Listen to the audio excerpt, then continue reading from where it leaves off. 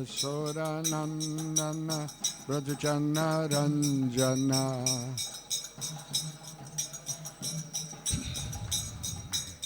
Yasoda Nandana Brajachana Ranjana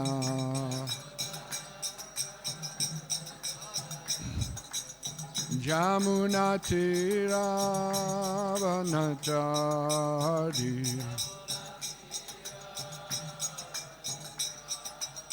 Jamuna Tira Vanachari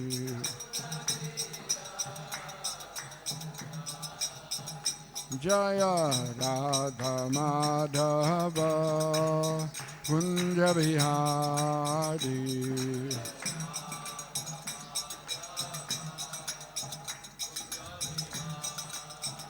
Jaya Radha Madhava Kunja Bihari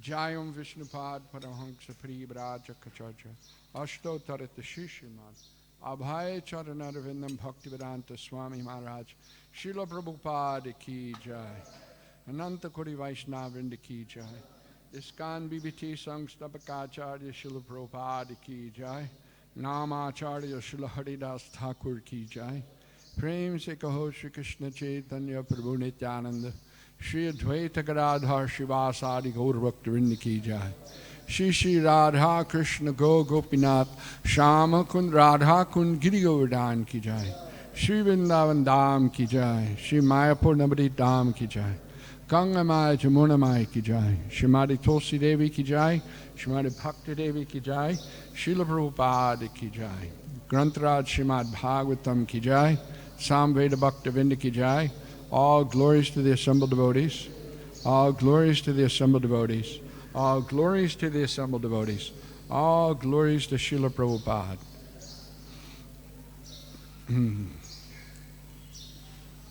Reading from Srimad Bhagavatam, Canto 10, Chapter 82, entitled Krishna Meets the Inhabitants of Vrindavan. Text number 27.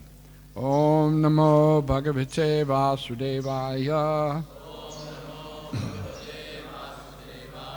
Om Namo Bhagavate Vasudevaya. Om Namo Bhagavate Vasudevaya.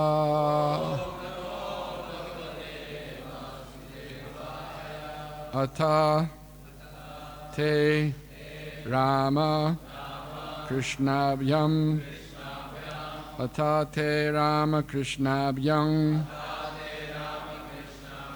Samyak Prapta Samarhanaha Samyak Prapta Samarhanaha Prashashangsur Muda Yukta Prashashangsur Mada Yukta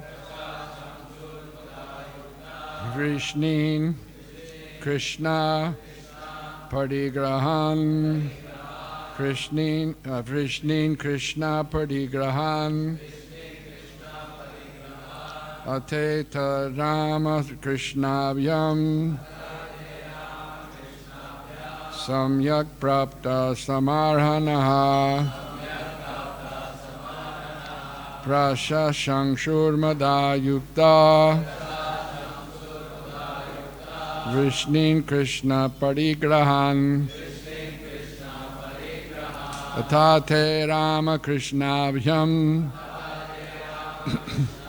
Samyak Prapta Samarhanaha Prashashangsur Madash Mukta Vrishnin Krishna Parigrahan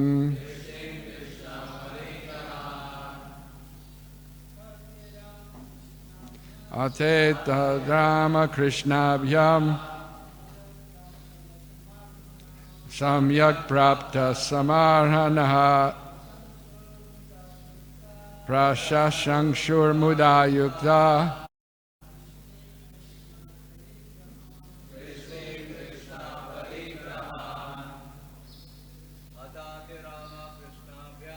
Ateta Rama Krishnabhyam Samyak Prapta Samarhanaha Prashashangshur Mudayukta Vishnin Krishna Parigrahan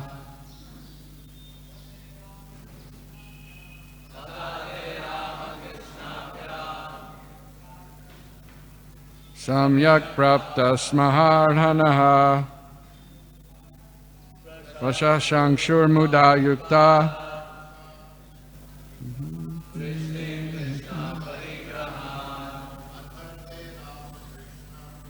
Ateta Rama Krishnabhyam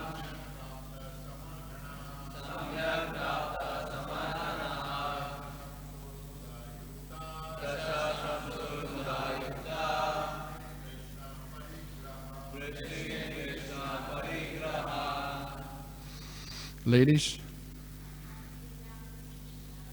Atate Rama Krishnabhyam Samyak Prapta Samaranaha Prashashangshur Mudayukta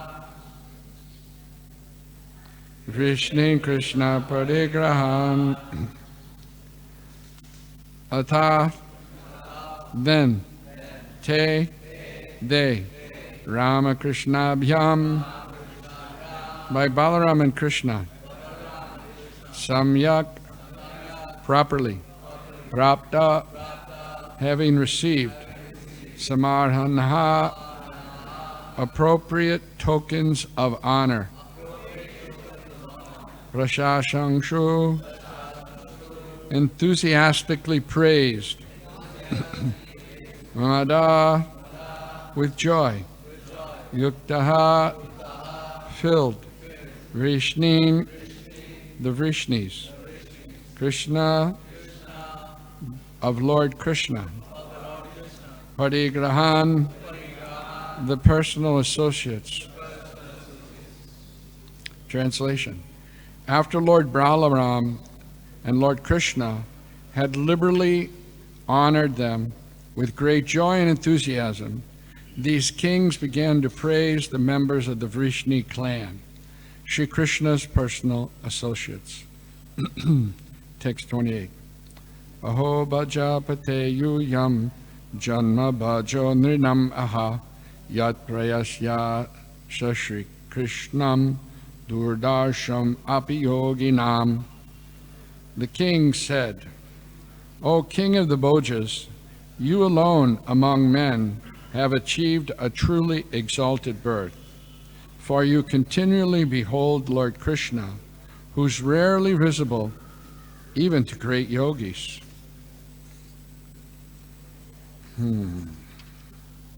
Text number 29 and 30.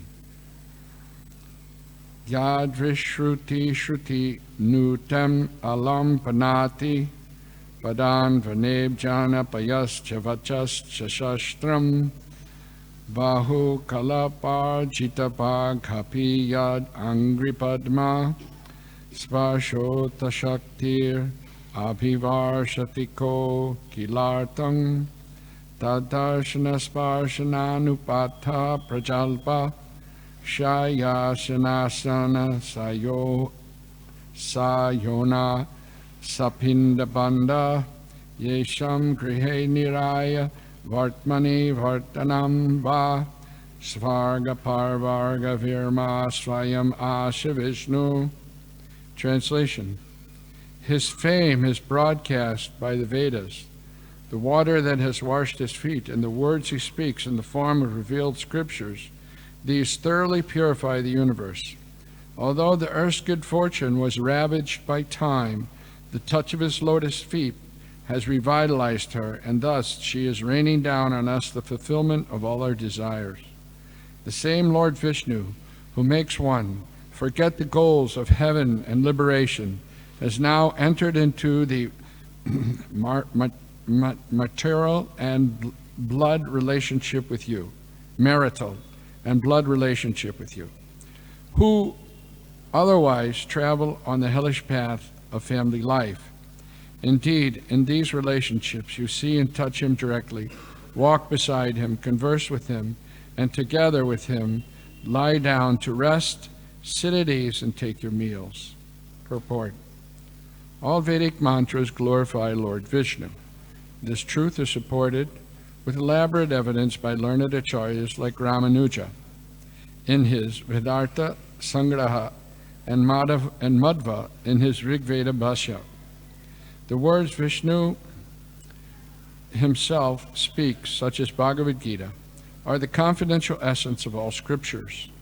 In his manifestation as Vyasadeva, the Supreme Lord composed both Vedanta Sutras and Mahabharata, and this Mahabharata includes Sri Krishna's personal statement, Vedaischa sarvair aham eva vedyo Vedanta krid veda vid eva cha aham. By all the Vedas I am to be known. Indeed, I am the compiler of Vedanta, and I am the knower of the Vedas. Bhagavad-gita, chapter 15, text 15. When Lord Vishnu appeared before Bali Maharaj to beg 3 steps of land, the Lord's second step pierced the shells of the universe. The water of the transcendental river Viraja, lying just outside the universal egg, thus seeped inside, washing Lord Vaman's foot and flowing down to become the Ganges River. Because of the sanctity of its origin, the Ganges is generally considered the most holy of rivers.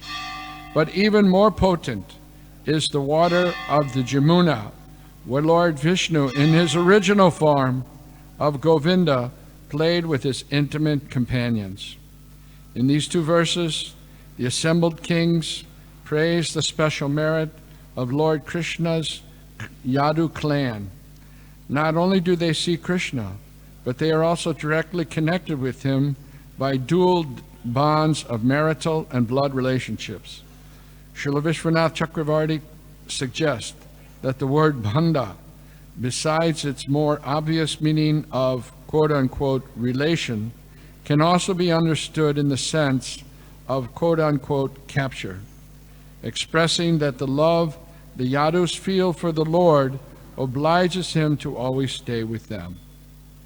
Om Agyana Timirandasya Jnananjana Chalakaya Chakshur Unmilitam Jena Tasmai Shri Gurave Namaha Mukam Karoti Vachalam Pangum Langayate Garim Yat Kripa Taraham Bande Shri Gurun Dinataranam Paramananda Madhavam Shri Chaitanyeshwaram.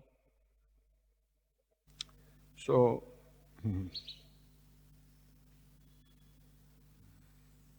after so many years, Lord Krishna is again meeting the inhabitants of Vrindavan, and all of the different devotees are greeting each other. And we see here Krishna and Balaram, they're offering proper respects to the elders and relating with those that they're on the same level with, giving mercy to those that are younger than them. These are the proper etiquettes. Although Krishna and Balaram are the supreme personality of Godhead, still they're interacting with their known persons and their relatives with proper cultural relations.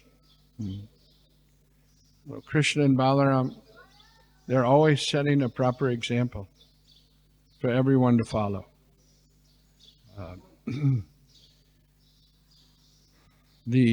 After honoring the persons who had visited there, the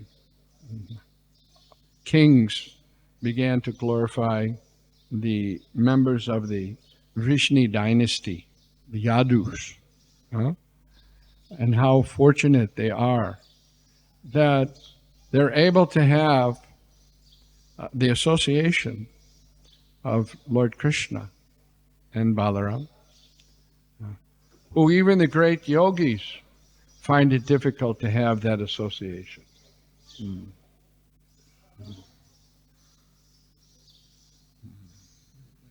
And not only they have the association, but they're freely walking with them, talking with them, right? Eating together, joking, right? A very close relationship. So this is very, astounding to the kings. Right?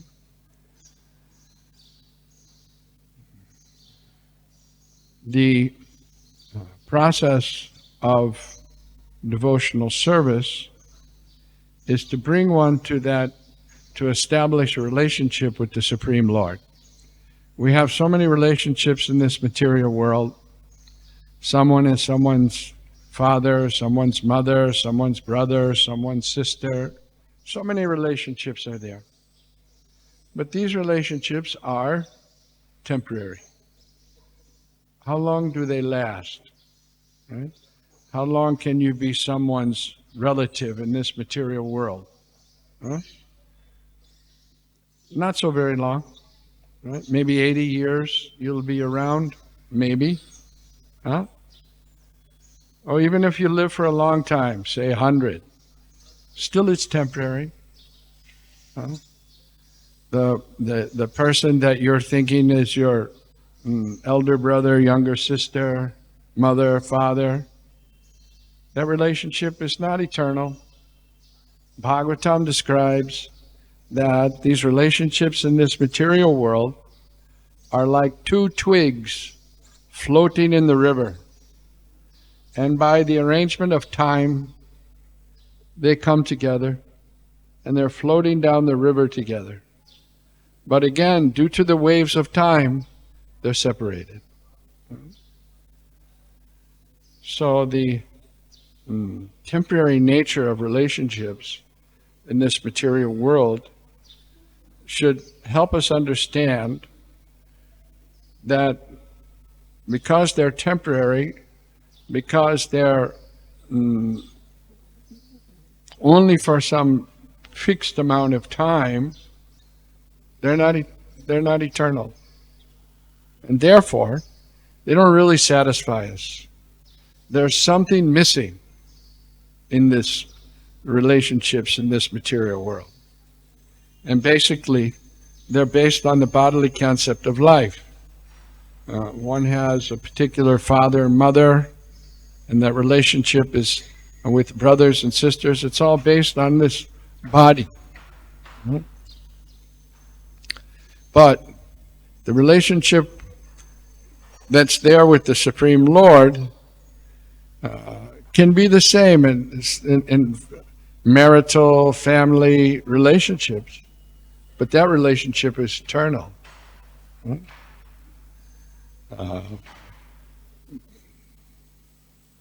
And we'll see later on that the inhabitants, they meet Yashoda, Nanda Maharaj. Eternally, Lord Krishna's mother is Mother Yashoda, and his father is Nanda Maharaj. It's an eternal relationship. And that's what we're looking for. The temporary relationships in this material world are all filled with so many difficulties. Because they're not fulfilling. They're based on a temporary concept which is called the material body. Right? Now when something is based on an impermanent understanding, how can that be lasting? How can that be fruitful? Right? A man and a woman are attracted to each other for sex, but that attraction, sexual attraction, wears out after some time. Right? And especially nowadays, he's looking for somebody else and she's looking for somebody else. This is going on. Because when the relationship is based on something material, Right? I am in love with you because you satisfy my senses. Right? And you're in love with me because I satisfy your senses. When there's some disturbance in the gratification of senses, then where does the relation go? Right? We read sometime in the paper, there were two lovers, right? And one lover killed the other lover. What is that kind of love? Because that's not really love. It's called, wow, everybody got that right. Lust. It's only lust. So lust doesn't satisfy anyone. We're looking for love. Here, the supreme lovable object is Krishna. And he's ready to reciprocate that love because we're all his parts and parcels. Mamai vangsa jiva loke jiva bhuta sanatanaha. We are temporarily so many things. Big businessman, prime minister, president, temporarily. But eternally, we're part of Krishna. Right? And each and every one of us has this unique, individual, loving relationship with Krishna. Just like everybody has a unique fingerprint, right? When the police arrest you, they take your fingerprint. Because if they ever pick you up again, they can identify you. Otherwise, you can try to grow a beard, wear sunglasses, but you can't change your fingerprint. It's unique and it's there. In the same way, we each have this unique loving relationship with Krishna. Right? Just like relationships with your friends, they're different. One relationship you have with one friend is not the same as a relationship you have with another friend. Right? But again, those are temporary. But that relationship that we have with Krishna, which is so unique, it's eternal. Only problem is we have forgotten. We have forgotten that relationship, but Krishna never forgets. Krishna remembers that relationship that he has with each and every one of us. And he's known as Rasaraj. Rasaraj. He enjoys all the relationships. Anandamaya Brihasat. He's enjoying, right? So he wants to enjoy that unique relationship that he has with each and every one of us. But we're ignoring him, right?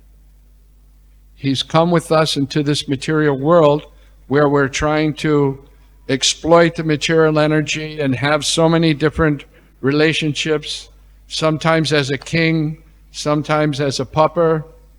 Right? But Krishna goes with us. And we become so affected by the material energy. But Krishna is never affected by the material energy. As the Paramatma, he's patiently waiting for the living entity to turn to him and again reestablish that loving relationship. So the kings who have met the Yadu dynasty, they understand how fortunate the family members of Krishna are, either through marital or blood relationships, because they're always with Krishna.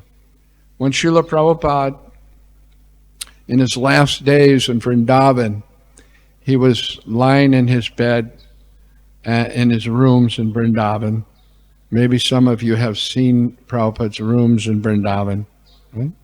So he was laying in that bed, and he would listen to the conch of the arati, the bells ringing. And Srila Prabhupada said, the pujaris are the most fortunate because they're always with Krishna. They're feeding Krishna, they're dressing Krishna, they're in relationship with Krishna all day long. So they're very fortunate.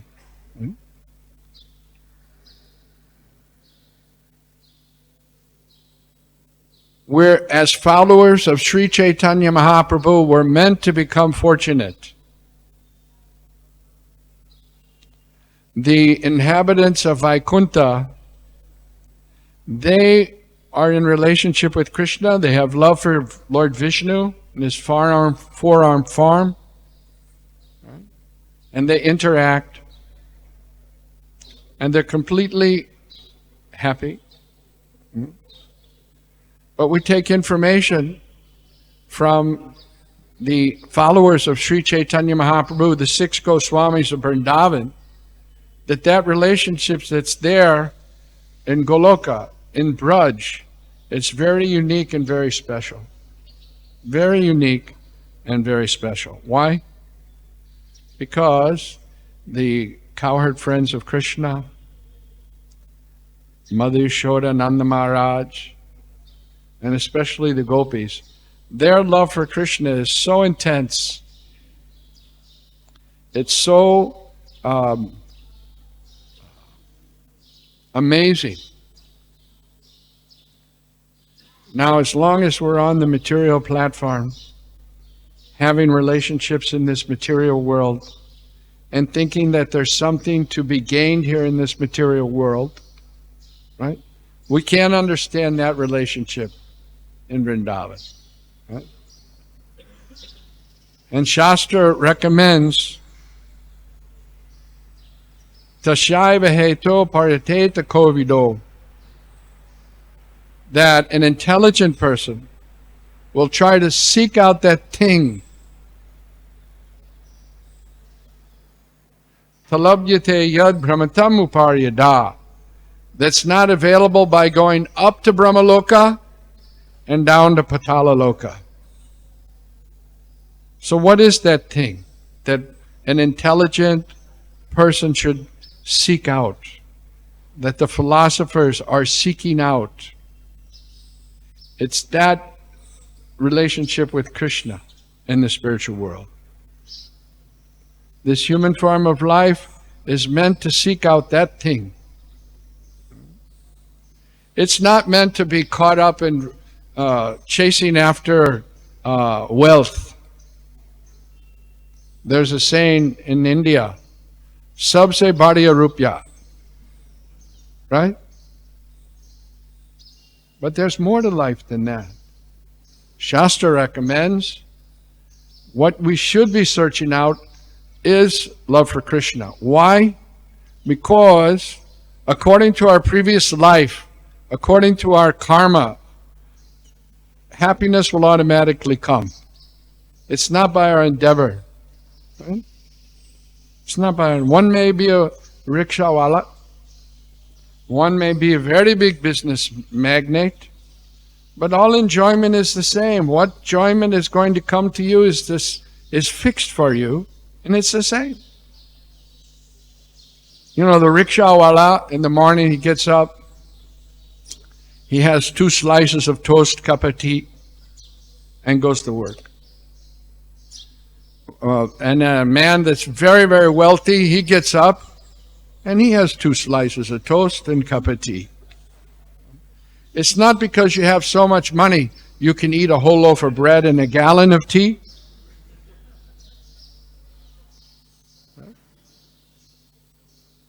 It's commensurate. And even the man who has no money or very little money, he may be more happy according to his previous karmas, right? Because if you have so much money, you're always worried that you may lose it. In the stock market may go down, the government may come and take it, relatives may come and take it. So anxiety, tension. So Shastra recommends, don't be after all these things. Right? The real thing that we should be after is the relationship like the Yadus have with Lord Krishna. And Krishna's ready. Only we have to be ready. Krishna's ready. We're not ready. Just like the child. The father takes him to the beach, Prabhupada explains, and he's playing on the beach. He's making sand castles, right? And the father's saying, come on, it's time to go home. No, I want to play. No, I want to play. Right? But the child doesn't know that the waves of the ocean in the form of time will come and obliterate his little sandcastle. Even if you want to stay here, you can't stay. You have to leave. No matter whatever we've built up in this world, the force of time is very powerful. Krishna says, time Maya. So, we have this process that's been given to us by Sri Chaitanya Mahaprabhu and further explained by his followers, like the 6 Goswamis of Vrindavan. And by good fortune, Krishna's mercy, we've come in contact with Srila Prabhupada and Srila Prabhupada's books, which is a very fortunate thing, right? So today is the disappearance of Srila Bhakti Siddhanta Saraswati Thakur, who is the you can say that he's the real Acharya. We're following Srila Bhakti Siddhanta Saraswati Thakur and his line.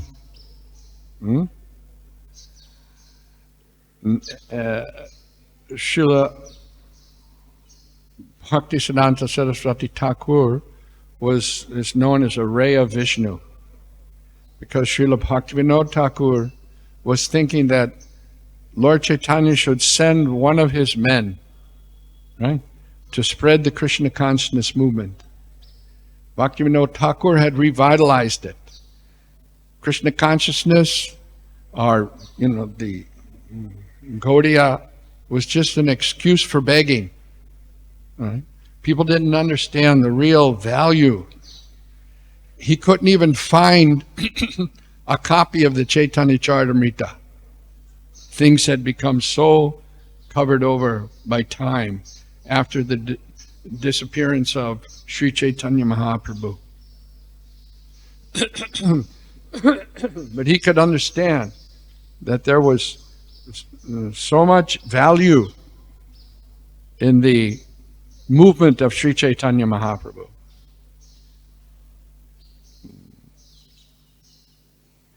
And from him came Srila Bhakti Siddhanta Saraswati Thakur,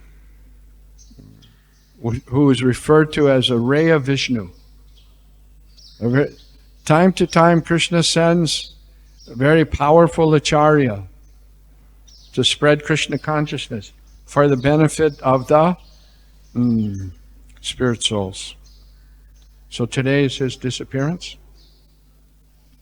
And if we can put on the board the song that we sing for the disappearance of the great Acharyas, we'll sing that song.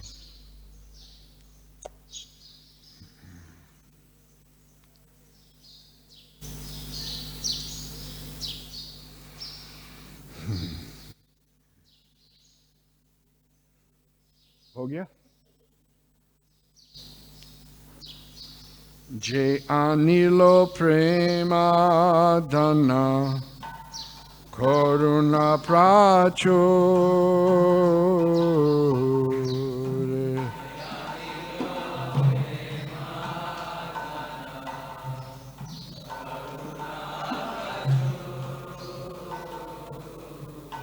Je anilo prema dana Karuna prachur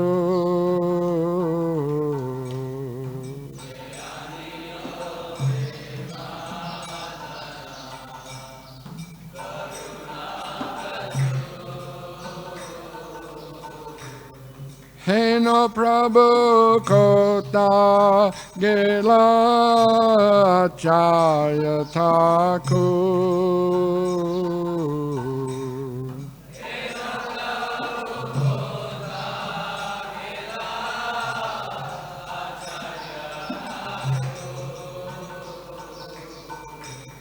Heno Prabhu Kota Gela Acharya Thakur.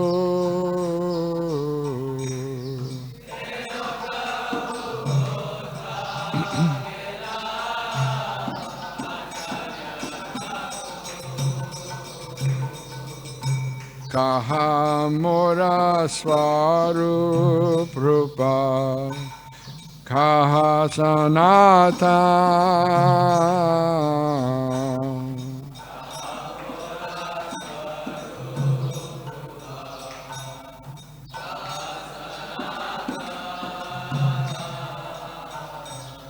Kaha Dasaragu Nata Bhatita Pavan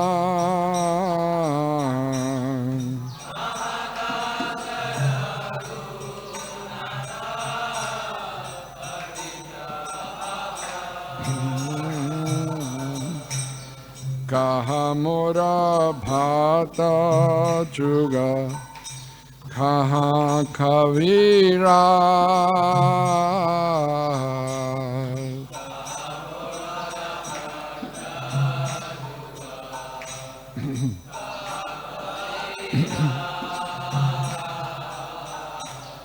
Eka Kale Kota Gela Gora Natara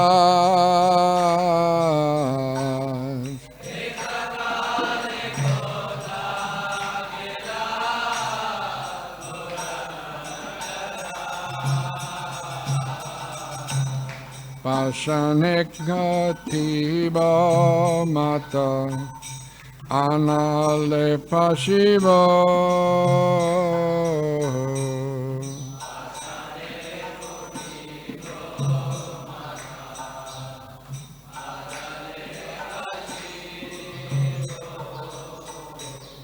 Goranga Gunera Nidhi Kota Ghele Pavo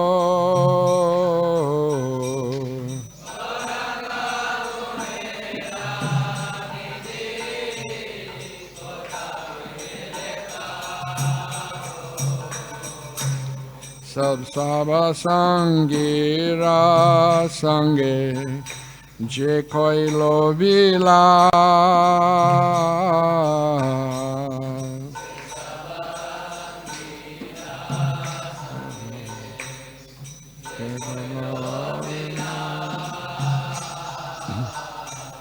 Se Sangana Paya Konde Narothamara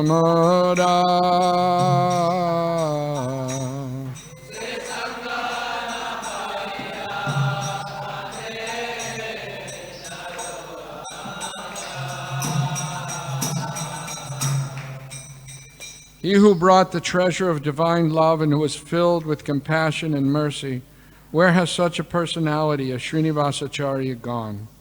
Where are my Swarup Damodar and Rupa Goswami? Where is Sanatan? Where is Raghunath Das, the savior of the fallen? Where are my Raghunath Bhatta and Gopal Bhatta? And where is Krishnadas Kaviraj? Where did Lord Gauranga, the great dancer, suddenly go? I will smash my head against a rock and enter into the fire. Where will I find Lord Gauranga, the reservoir of all wonderful qualities? Being unable to obtain the association of Lord Gauranga, accompanied by all his devotees, in whose association he performed his pastimes, Narottam Das simply weeps.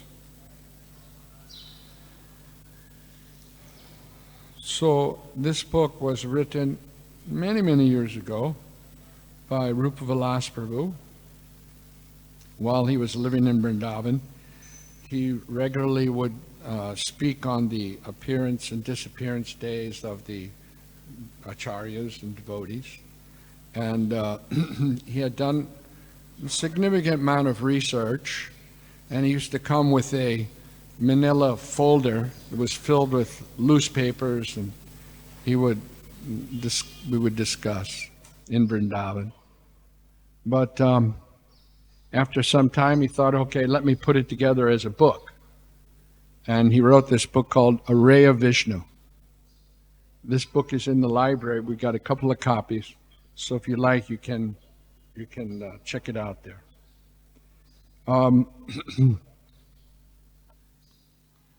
Srila Bhaktisiddhanta Saraswati Thakur was born to Kedarnath Datta and Bhagwati. And his name was given to him at birth as Bimla Prasad. Bhaktivinoda Thakur was praying for someone who could spread this Krishna consciousness to Bimla Devi. In the Jagannath temple, there's a Bimla Devi. So, just after he was praying to Bimla Devi, this boy was born in Jagannath Puri, and he gave the name Bimla Prasad Datta. And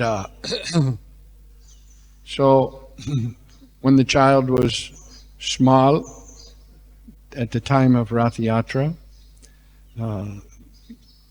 Bhaktivinoda Thakur's wife, Bhagavati Devi, brought the child. She could get up on the cart because Bhaktivinoda Thakur was the magistrate, district magistrate. And the district magistrate, at least in those days, was in charge of the temple. And he had brought the standard up that all the offerings of Lord Jagannath were on time and properly done. So, being a prominent figure there, his wife could get up on the cart, and she presented the newborn child to Lord Jagannath, and just then the garland of Jagannath fell off and landed on the boy, indicating that this was no ordinary child. And when the child was born, he came out of the womb, the umbilical cord was wrapped around his chest, like a Brahmin's thread. So this was an indication that he's Brahmin from birth. Generally, Kalo Sudra Sambhava. Everyone in Kali Yuga is born as a Shudra. But Srila Bhaktisiddhanta Saraswati Thakur, they could understand, was very significant and very different. When he was a small boy, just 3 or 4 years old, Srila Bhaktivinoda Thakur had brought home a basket of mangoes to be offered to the deity. So the boy, he grabbed a mango and he said, "Oh, this is mine." The small boy. And Bhaktivinoda Thakur chastised him, said, No, these are not offered to the deities. Right? You can't enjoy before it's offered to the deity. So, Srila Bhaktisiddhanta Saraswati Thakur was so taken by that in his whole life he never ate mangoes. If someone brought mango for him, he would say, "No, I'm an offender." Never ate mango. Such a strong brat. No, there was nothing guilty if a small boy takes the mango. Right? But he was such a staunch devotee of the Lord that he never ate mango in his whole life. And when he was 7 years old, he had the whole Bhagavad-gita memorized. Right? And later on, there was a meeting with the Brahmins, and there was meant to be a debate because Bhaktivinoda Thakur was preaching against casteism, right? That by your birth, you're a particular caste. Where Krishna says, Chatur Varnyam Maya Shristam Guna Karma Vibhagashaha. Right? So, that time, Srila Bhaktisiddhanta Saraswati Thakur went to a place called Mindapur, and it was a big hall. So many Brahmins had come, right? And he gave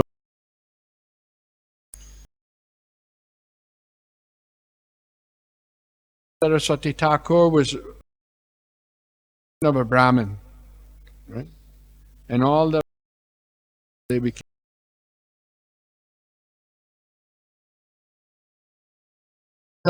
so many verses, so many shlokas, that one does not become a Brahmin by birth, but one becomes Brahmin by qualification. The people there were so taken up with his scholarship and his speech that they all came rushing to touch his feet. Srila Bhaktisiddhanta Saraswati Thakur and the security that was there had to keep the people back. So like that, he grew up. At some point in his life, he went to a Sanskrit college, and he never did his studies.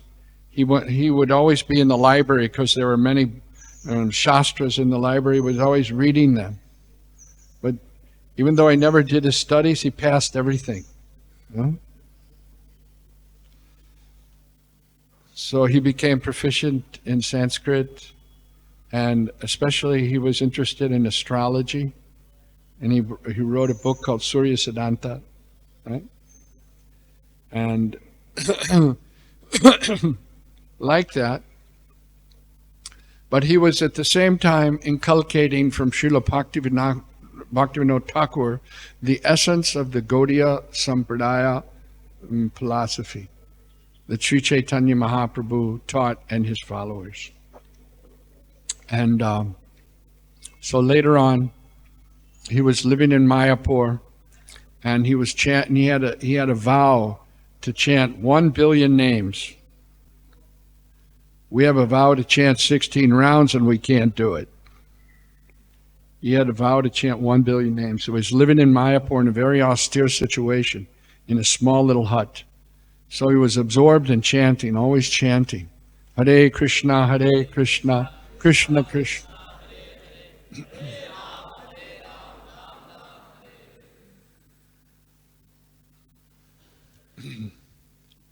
He was so absorbed in his chanting, there was a hole in the roof of his hut.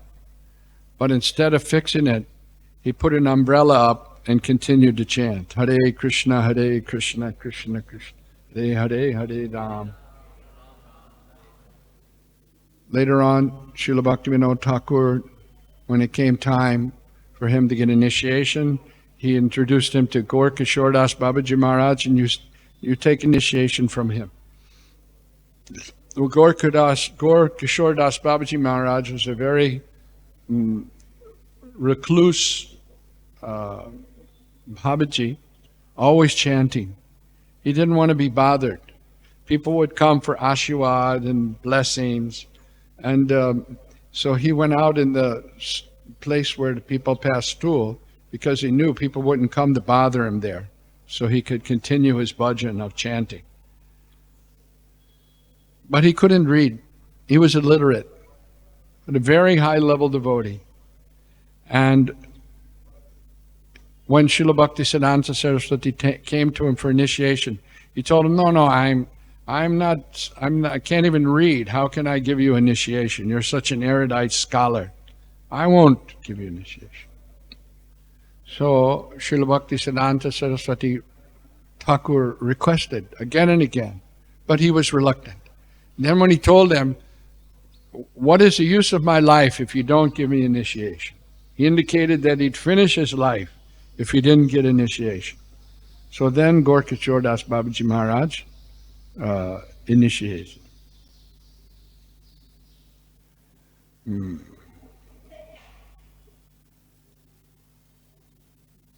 his name was Varshabhanavi Daitya Das. So he gave him an instruction. Always stay in Mayapur, never go to Calcutta.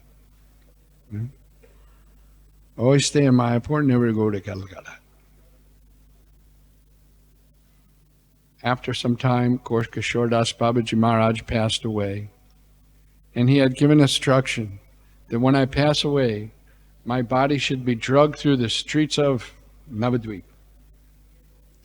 So these Babajis, they wanted to claim the body of Gaur Kishore Das Babaji Maharaj and give it samadhi, because they knew they'd be able to collect money. People will come for darshan. But Srila Bhaktisiddhanta Saraswati Thakur forbid them. He said, I'm the only disciple, and if you want to take charge of the samadhi of my Guru Maharaj, then you must have been celibate for the last 1 year. Nobody came. Then you must have been celibate for the last 1 month. Still nobody came. Then from last night you should have been celibate. Still nobody came. Such were these persons. Right? So he arranged for the samadhi. It was originally in Navadvip, but due to floods, the samadhi was damaged, and he relocated it to the Chaitanya Mat, that's known as the Mama Badi, Chaitanya Mat. So, after understanding that now was the time to begin his preaching, he left Mayapur and opened up the first Gaudiya Math Center in number 1 Ultadanga. Now ISKCON has acquired that property, and if you are in Calcutta, you can visit there. Very important place where the mission of Lord Chaitanya was started by Srila Bhaktisiddhanta Saraswati Thakur. Run out of time. But so many accomplishments were there. Bhaktivinoda, as Bhaktivinoda Thakur would preach against the Sahajas, Srila Bhaktisiddhanta Saraswati Thakur wrote a book about the Apasampradayas of Lord Chaitanya, and they preached against casteism, that Brahminical, the Varnas were according to one's guna and karma and not by birth. He tried to unify all the Vaishnava Sampradayas. He found the similarities in the different Sampradayas, and he published books from Ramanuja Acharya and Madhvacharya. He was such a debater. He was very famous for his debates, and he was known. He was be so forceful in the debate. He was known as the Singha Guru, the Lion Guru. Right? And the Mayavadis and the impersonalists were afraid to come in front of him because he would so forcefully argue the proper Siddhanta. And even his pranam mantras, that he would break the teeth of the Mayavadis by his forceful preaching. So he established 64 mutts. He wrote so many books, so many essays. He met scholars, leaders. He established the Yoga Pit in Mayapur, the birthplace of Sri Chaitanya Mahaprabhu. And he performed many of the things that we see Srila Prabhupada did, Srila Bhaktisiddhanta Saraswati Thakur actually initiated. In Los Angeles, there's called the Fate exhibit, which is dioramas. And that was directly infused in him by Srila Bhaktisiddhanta Saraswati Thakur, who established the first theistic exhibition in Calcutta, which was dioramas depicting the various pastimes of the Lord and his devotees from Srimad Bhagavatam. It was in the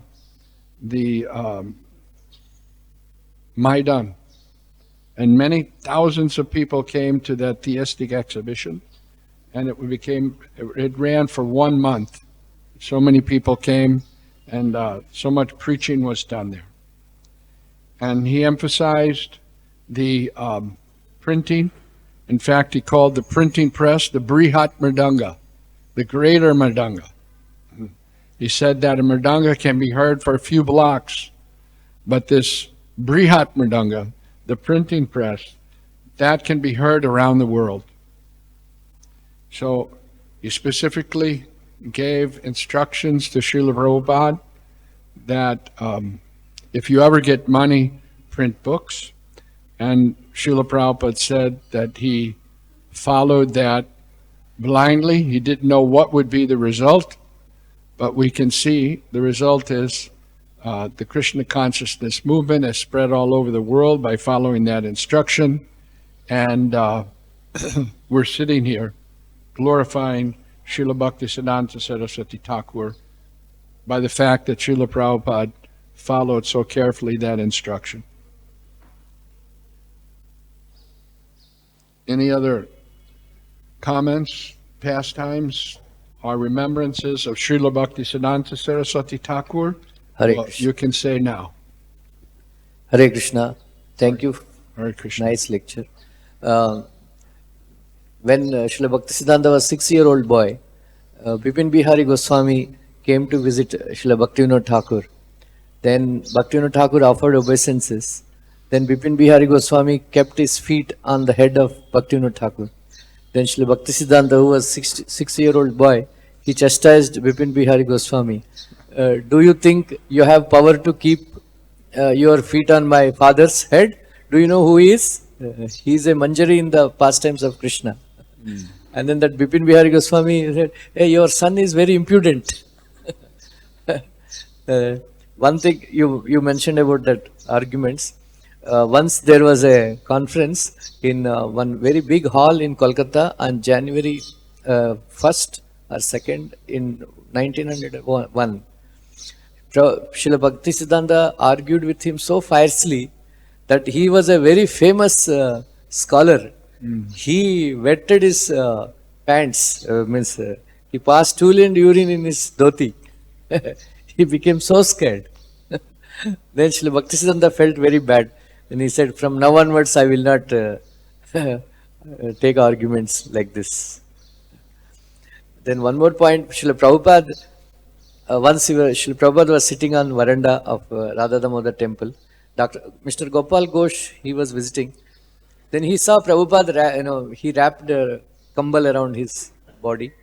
Then he asked, what happened, Baba? He said, Prabhupada said, I am not well.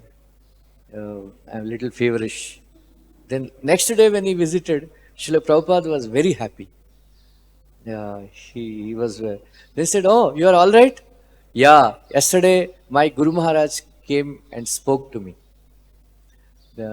He said, Swamiji, don't worry, you will accomplish your task. You are like Vishwanath Chakra Thakur, Rupa Goswami. Then Prabhupada said, I am in great anxiety how I will finish commenting on Bhagavatam. My Guru Maharaj assured me that don't worry, you will do it. Like that. Then Prabhupada, there is one verse, Naiva Kinchit Karomiti Yukto Manyat Tattvavit, 5th chapter Bhagavad-gita. Srila Prabhupada commenting on that, my Guru Maharaj is Tattvavit. Tattvavit means one who understands that without sanction of Krishna, I cannot do anything. Even if somebody asks my Guru Maharaj, are you going to Puri? Are you going to Calcutta? Even though he had a ticket, Srila Prabhupada said, my Guru Maharaj would say, if Krishna allows me, I will go. Like that, Prabhupada said, my Guru Maharaj. So whenever Prabhupada would speak about Srila Bhaktisiddhanta, he would tear up. He has so much. Prabhupada said, many of my God brothers, they have very scholarly people. I am not so scholarly, but I don't want to boast, but I have one qualification. I had unflinching faith in the words of my spiritual master. And then I am never separate from my Guru Maharaj.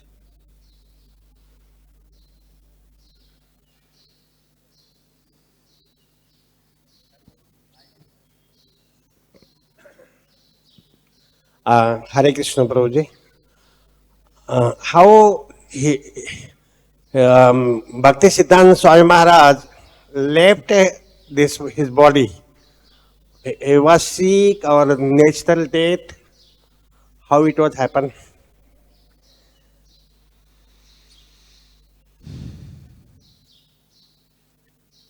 He was in Calcutta. Yeah. He was giving instructions to his disciples. And just like that, he left. The Prabhupada describes in one lecture that he gave about the disappearance of his Guru Maharaj, Srila Bhaktisiddhanta Saraswati Thakur. And he said the appearance and disappearance, there's no difference. The pastimes of the Acharya, they're eternal. They go on.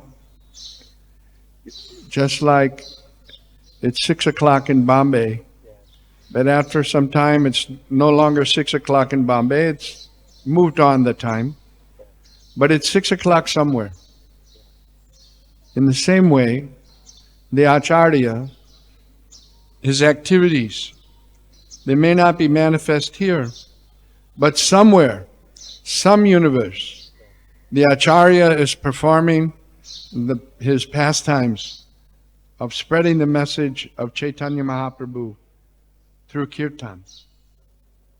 And Srila Prabhupada said that the sincere follower of the Acharya, after he leaves, he'll go and join the Acharya in his pastimes of spreading Lord Chaitanya's movement. So Prabhupada mentioned that. If we are sincere, we'll also join with Srila Prabhupada, Srila Bhaktisiddhanta Saraswati Thakur, and all the Guru Parampara, the followers of Lord Chaitanya. Okay, Hanuman? Any other questions? Comments?